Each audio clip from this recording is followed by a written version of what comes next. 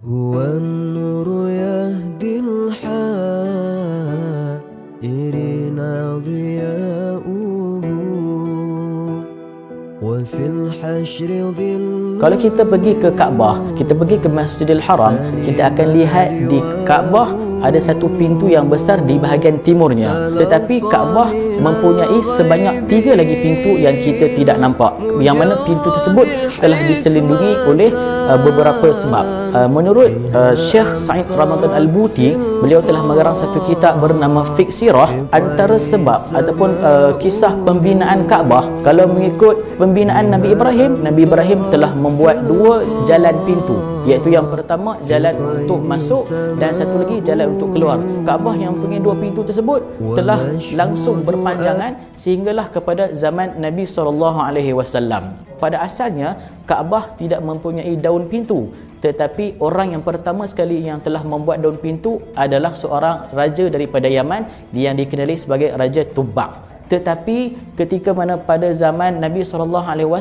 diriwayatkan telah berlakunya banjir yang besar pada zaman Nabi SAW, ketika mana orang Quraisy hendak mendirikan semula Kaabah, ketika itu mereka tidak mempunyai dana ataupun duit yang cukup untuk mendirikan Kaabah, sehingga mereka mengatakan bahawa kita kena tutup pintu yang satu lagi di belakang sana. Jadi ketika itu pintu yang di belakang sana telah pun ditutup oleh Quraisy. Jadi Nabi SAW ketika itu ada berkata kepada Sayyidina Aisyah dalam satu riwayat sahih, aku akan mempermasukkan apa yang telah dikeluarkan dan aku akan memperdalamkan lagi ke bumi, dan aku akan membuat 2 pintu, satu di bahagian timur dan satu di bahagian barat. Selepas kewafatan Nabi SAW, Abdullah bin Zubair telah merubah Kaabah semula dengan pembinaan yang asal seperti Nabi Ibrahim AS buat. Lalu tiba-tiba datanglah Abdul Malik bin Marwan dan juga Hajjaj tidak setuju atas apa yang telah diubah oleh Abdullah bin Zubair. Lalu Abdul Malik bin Marwan telah menutup semula pintu Kaabah di bahagian barat sehinggalah kepada hari ini. Dan ada satu video ketika mana ada seorang lelaki ini, dia ni tengah tawaf di sekeliling Kaabah, tiba-tiba dia nampak kain kiswah Kaabah itu berterbangan kerana ditiupi oleh angin, dan dia nampak ada kesan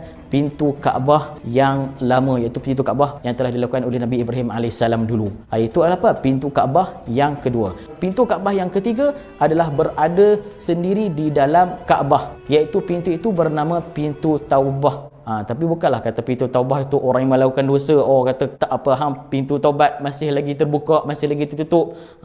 Bukan pintu taubah tu. Tapi nama pintu tersebut adalah nama pintu taubah. Pintu taubah ini fungsinya adalah untuk orang naik ke atas sutuh ataupun ke atas bumbung Kaabah. Dan pintu Kaabah yang terakhir adalah pintu yang berada di atas bumbung Kaabah. Kita akan nampak ada satu petak kecil berwarna putih, itu sebenarnya adalah pintu menghubungkan daripada bawah ke atas Kaabah.